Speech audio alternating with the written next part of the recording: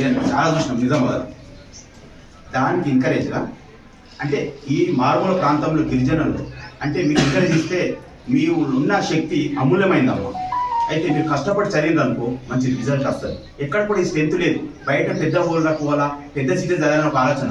కానీ ఈ మన ప్రభుత్వం ఏర్పాటు చేసిన ఈ టీచర్లు మనకు చాలా కష్టపడి బీడీ తీసి ట్రైనింగ్ చేసి మనకు వచ్చి చదువు చెప్తున్నాము మన ఇంటి దగ్గరికి వచ్చి.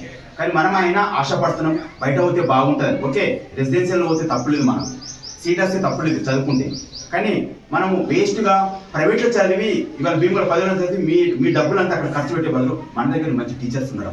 ఆ ఉద్దేశంతో మీకు ఎంకరేజ్గానే మేము ఏం చేసినాం, ఒక ప్యాడ్స్ అనేది గొప్ప కాదు. ఒక గేమ్స్ ఆడితే ఒక చిన్న ప్రైజ్ అయితే మనకు చాలా సంతోషం ఉంటుంది. మేము ఇది ఇచ్చిన దాని దృష్టితో మీరు కష్టపడి చదువుతారు.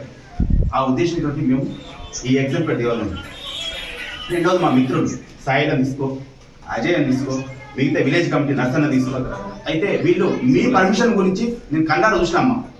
మీకు పర్మిషన్ 10th పర్మిషన్ రావాలని కలెక్టర్ ఆఫీస్ చుట్టూ దానికి మేము కష్టపడి ఇస్తుంటామమ్మ ఎప్పుడు ఈ ప్యాడ్స్. కానీ మారుమూల ప్రాంతాల్లో గుట్టలలో ఉండి మీకు చదువుతున్నారు కాబట్టి మీకు ఎంకరేజ్గా ఈ ప్యాడ్ జరిగింది.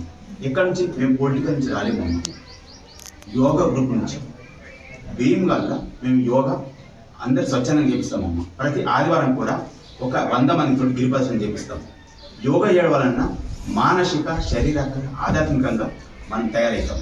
ప్రతిరోజు కూడా మీరు కూడా ఒక 5 minutes యోగా అంటే శ్వాస మీద ధ్యాస పెట్టి చేసినట్లయితే మీకు మెమోరీ పవర్ ఎక్కువవుతుంది. అందుగురించి మేము ఈ ఇవ్వడం ఒకటి, మీరు 100% 5 minutes మీరు స్నానం చేసిన తర్వాత స్కూల్కి వచ్చే ముందు ధ్యానంలో కూర్చుంటారు.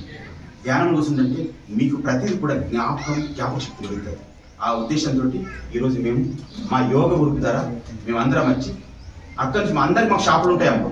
షాపులు మాకు అంతా కట్టేసి క్లోజ్ చేసేసి మీ దగ్గరికి వచ్చినాం.